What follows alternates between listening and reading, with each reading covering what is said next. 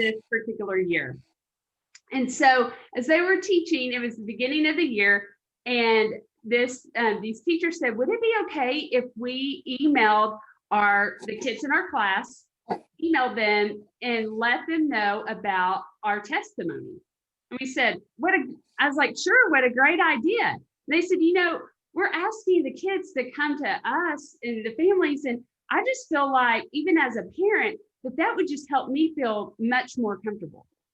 And so what I noticed happen during those first few weeks of the year is those parents felt more at ease, they felt more comfortable, they felt like they already knew those teachers, because those teachers had already shared their testimony, shared why they were teaching with those families.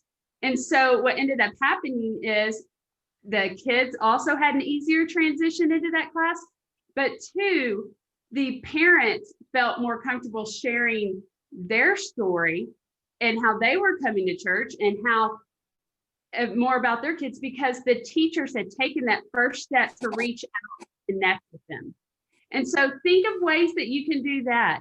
Let parents know that you care, be willing to share part of your story and with them, and let them get to know you, and they're going to be more willing to share their story with you. And so you need to organize and develop a plan. And so whenever you are connecting with these families, you need to make sure that you are developing that method that you can take notes throughout the year. So if there is a ministry need that you find out about, or maybe you find out a certain time is the best way to contact them, or maybe they prefer that you email, or maybe they prefer that you text them rather than calling.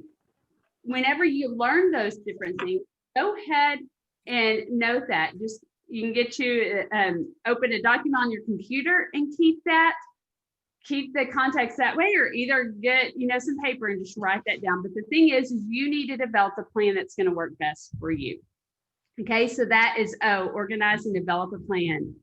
Then we have N, the first N, and that is note ways to make preschoolers and their families feel special.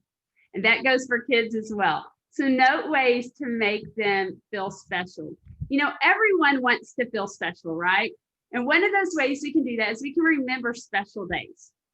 So that could be their birthday, and that maybe you just send a postcard to them, or maybe you just call them, or you send a text to their parents, or it's maybe a video message that you do and you send to them via email or text. And that will definitely communicate that you care, and that engages those families as well. You also want to make sure that you note how to spell a child's name and that you say it correctly. I have been known in the past to even my little journal of keeping the context to write a sound spelling of a child's name. That possibly may be because I have a unique name, but I know that it's so important to kids to hear their names spelled, or hear their names pronounced and spelled correctly.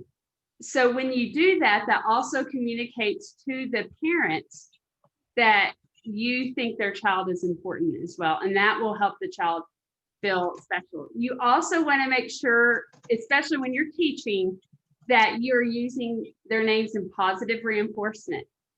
And think about the children in your classes that you've taught in the past that you said their names the most. Has it been the children who have been doing, that positive reinforcement, that you've been using positive reinforcement, or has it been the ones that maybe you are having to guide that behavior more? I mean, if we're all honest, we've all done that, to where we say the names of the children whose behavior we need to help guide. But I want to encourage you to use their names in positive reinforcement. I found that is very helpful in helping them, helping to build that connection with them as well. And so you want to make sure to use that positive reinforcement. You also want to note their interests. It may be that they have a pet. And so whenever you see them at church, whenever you talk with them, you ask them about the pet. Or last year, when I was teaching kindergarten, had a boy who wanted a hamster so badly. This boy had researched every type of hamster, every type of wheel that he would need to get. And so on Sunday mornings, he would tell me about this hamster, and he wanted it so badly. Well, he finally got it probably last Christmas. And I remember he was so excited, and he came back and he told me about that hamster. But you see, what I loved about it wasn't just about the hamster, but he knew that I was excited about something that he had, that he was like, I need to go back and tell Miss Delanee, because she would ask me about this hamster. Y'all, I'm here to tell you, I really do not have a fondness of hamsters. Not that I don't have a fondness, more because it was an interest to that child. So we need to help us engage those families, find out the children's interests, just a normal conversation, and then remember that and take note of it. Also, share a positive word with their parents. You know, unfortunately, in today's world, parents hear negative words of their children, or their child didn't do this, or their child misbehaved this way. I have a goal of every time a child leaves our class that we say at least one positive thing that happened. Now, being completely transparent with you, sometimes that's very difficult, right? And so it may be that they walked from group time to a center quietly or nicely.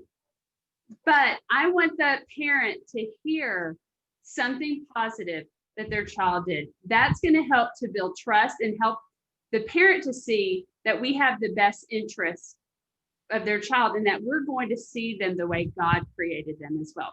So that's the first N. Note something to help preschoolers feel special. The second N is seek new opportunities to develop relationships. So seek new opportunities to develop relationships. Some ways that we can do that is you just listen and ask genuine questions. Now, this is something that I think is so important, because a lot of times this may not take place in the church or at the church building and all. Some things that you can think about doing is, just as there are people in your community, just ask genuine questions, you know, where it doesn't sound like someone's on an interview, but just, hey, how's it going? If a new family moved into the area, so how is everyone adjusting? You know, just natural questions where people know that you're truly wanting to get to know them and you don't have an alternative motive as well. And then you want to set aside time to connect with families. I know all of our schedules are so busy, but if you just set aside some time to connect with those families, and it may be that you have a certain event, or it may be that you just say, you know, as I walk around the neighborhood, as I do X, Y, and Z, then I'm going to just even see some of my friends out that may have some other friends in the community that I can connect with. I think about a sweet couple that taught 3-year-olds or preschoolers in our church. And there were a couple of girls in their class that they took ballet, and they were in the same class at their ballet studio and all. And so they begged and asked Mr. Lewis and Miss Barbara if they would come to their dance class. And so I remember when Mr. Lewis and Miss Barbara were telling me about it, and they mentioned something to their parent, to the girls' parents, and said, you know, the girls asked if we could go, and, you know, do you mind if we go? We would love to do it. And the parents are so embarrassed. They were like, no, you don't, you know, you do not need to come to a preschooler dance class. Thank you, but that's okay. You do not need to come. That's something they felt so embarrassed that the girls asked. But the teacher said, no, we would really like to go if that's okay with y'all. So it came time for the dance class later on that week. And Mr. Lewis and Miss Barbara sat out with all the other parents in the little, you know, waiting room, if you will, and they could see the girls through the window and all. But during that time that they were sitting there and waiting, they were just connecting with families of other girls that didn't even come to our church. And they were just talking, and they were also getting to know those families that did go to our church better in a non-threatening setting, if you will. And there was no plan of, I'm going to ask this, or we're going to do, you know, this step 1, we're going to do this step 2. It was just natural conversation, and then taking time to communicate that they care about the little girls in their class. When that class was over and the girls came out of the dance studio, they ran and they hugged Mr. Lewis and Miss Barbara. And I remember one of those moms telling me how their girls said, they love me because they not only keep me at church, but they came to my class. Aww. And the mom also said how many of the other moms noted and couldn't believe that these other adults took time out of their schedule to come to a dance class, that they didn't have any kids in it, but they were so impressed that someone would love other kids that much that they would do it. No doubt God used Mr. Lewis and Miss Barbara's time that day to impact his witness and other people's lives who never would have come to church, who had never been there. And so think of things like that. It may be, especially now during a pumpkin patch time, that you develop that. Maybe your church has some events like that. One time we did a petting zoo, and it was free to our community. People that had never been to church came on our church grounds because we had something that their children were interested in, and it didn't cost anything. And we just, at those events, so we did have people that their mission or their goal during that was they would seek to build those relationships, not intimidating ways, but just in normal conversation. And so think of ways that you can do something like that. So that's the second N. Then we have E. So E, I want you to think about being an equipped and prepared teacher, right? Being equipped and prepared teacher. That's so important. That communicates that you care about the time that you're taking that seriously, that you are able to teach the kids. Also say that means that we're not preparing on the way to Sunday morning, right? On the way to church, that we have prepared earlier in the week as well. And so that also means arriving early. And arriving early means not exactly at the time that it's about to start or 5 minutes earlier. It means arriving before the first child arrives into that class. So you need to make sure it may be 20 minutes early, it may be 30 minutes early, but arrive early to where you're going to be able to have the room set up, your teaching space set up, and you're not going to be frazzled during that teaching session. Also remember that teaching begins at the door, that you want to engage the children as soon as they come in the door. Here are some quick tips for greeting at the door. Also want to remind you, you may or may not be aware of a webpage called kidsministry101.com. It's kidsministry101.com. This is a free website that our friends at Lifeway Kids that we provide for you, and it has blogs and podcasts each week, that multiple times each week, and that's something that you may even find an article that you could share with your parents in your church as well. But there's one also about greeting at the door and some tips. And here are some of those real quickly, that you greet the child by his name, that you greet the child at his level. So if you need to bend down some, that you're able to see them eye to eye, that you engage the child's attention. And it may be that you sing a song, just welcoming them in. But I think that's so important because that helps the child feel welcomed as well. And it helps communicate to the parents that you are glad that they're there as well. So then I want to talk about this next C, and that is connect families regularly. So connect and contact families regularly.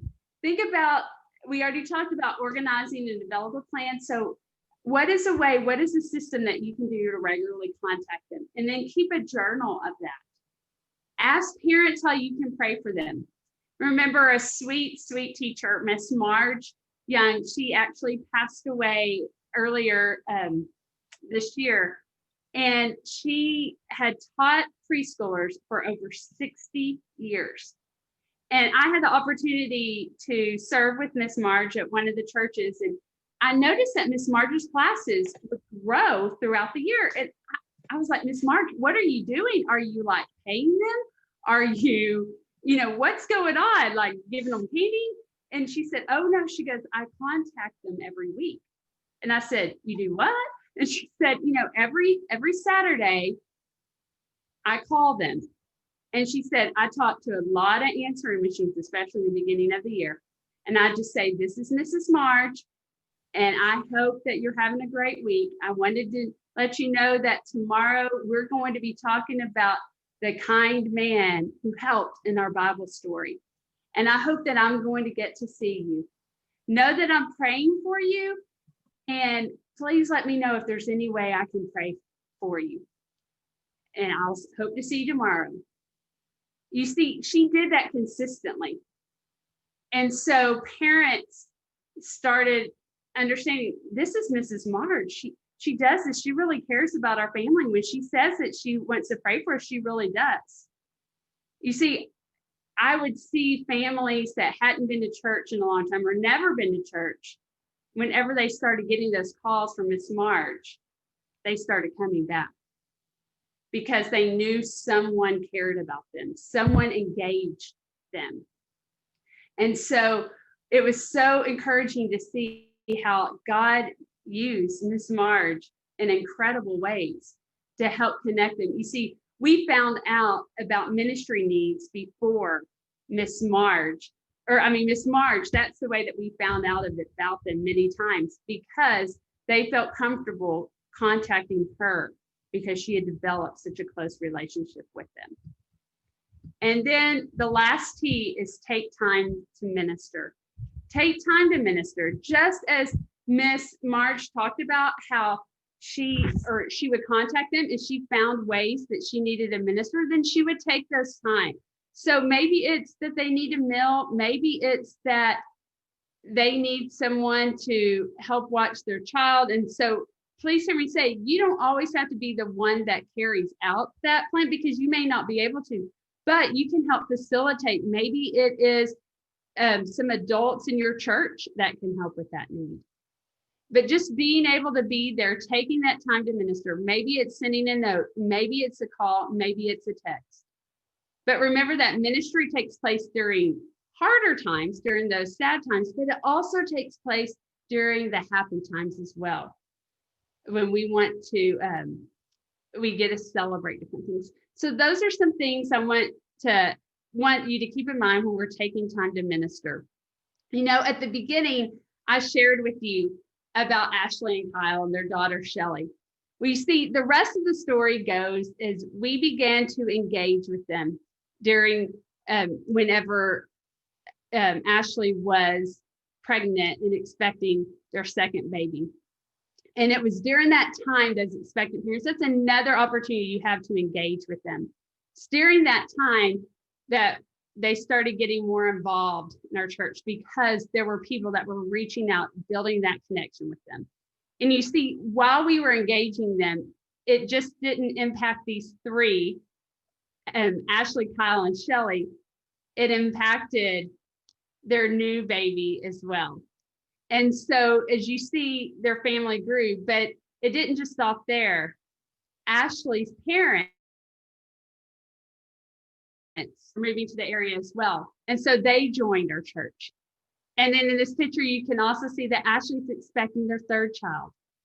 So you see, we were engaging this family, and think about how many other family members, and family units were impacted because teachers cared enough to engage the families.